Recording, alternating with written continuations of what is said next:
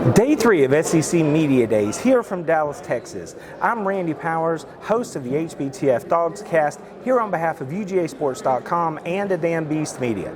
Today, we had 4 big teams in the building: Alabama, Florida, Mississippi State, and Texas for the first time. This morning, Kalen DeBoer wanted to focus on the new version of Alabama. He wanted everyone to understand that this version of the Alabama Crimson Tide is a team that has actually embraced all of the change that the university has experienced since the retirement of Nick Saban earlier this spring. And he wanted to put the focus on all of the players that decided to stick it out and work on creating and building on the culture that was already in place. A lot of people seem to think that Alabama is just going to disappear, but I believe Kalen DeBoer has shown us through his recruiting so far and the buy-in that he's had around the building, moving into a new system, new coaches, all those sorts of things, that this Alabama squad is still going to be a force to be reckoned with and will be a contender as we move through the 2024 season.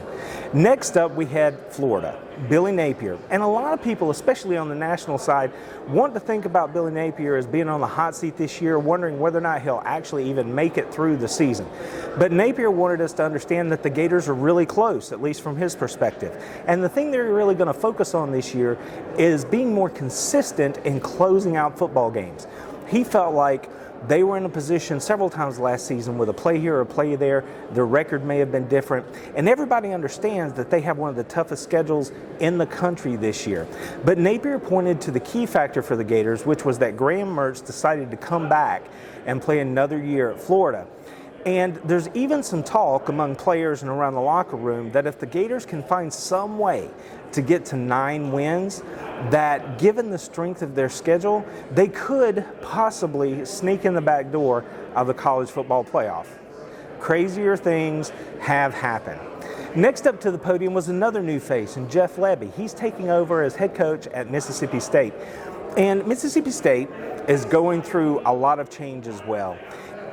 One key thing you can point to is what Lebby spent some time talking about today, which is that he talked about to be in the SEC, and especially at Mississippi State, there's a certain toughness, a certain edge that's associated with that program. And he fully understands that this season in the conference is going to be a tough one for his unit, especially considering the fact that they return 0 starters on the offensive side of the football. And that's where Lebby made his name. So when they look at the offensive philosophy and the challenges that are going to be faced with implementing this new offense, and the fact that he's had to rebuild his roster through the JUCO ranks and the transfer portal, he fully understands that this year is going to be a challenging one at Mississippi State, but that the Bulldogs are up for the fight. Finally, the last person to take the stage today was Steve Sarkisian of the University of Texas. Texas wanders into the league, and Sarkisian wanted to make things very, very clear that when he thinks about Texas entering the SEC, the one word that he wanted us all to take away was respect. That Texas has respect for the conference, respect for every opponent they're going to play, and respect for every opposing fan base. But at the same time, he wants everyone to know that Texas is going to show up in the conference expecting to win championships, and they are going to attack the conference with that sort of mentality.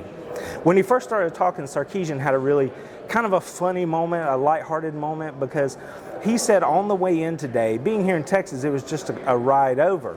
But the thing that really stuck out to him was that he had to have a Sprinter van and a police escort in to Dallas today to attend SEC Media Days. He said, if anything didn't prove it to me before, that proved it to me, that it just means more here in the SEC conference, or here in the SEC, and that this is the elite football conference in all of college football, and that everyone that Texas faces, they're going to be given that respect up front, but that he understands that Texas also has to go out and earn their respect. They think they're going to come in and compete for championships. That's the goal at Texas, but he fully understands that nobody's going to give them anything entering into this conference. Every last bit of it's going to have to be earned. So that's it from day 3 here at SEC Media Days. Hit up UGAsports.com to read about all of this and much, much more. And until next time, I'm Randy Powers from A Damn Beast Media. We'll see y'all next time.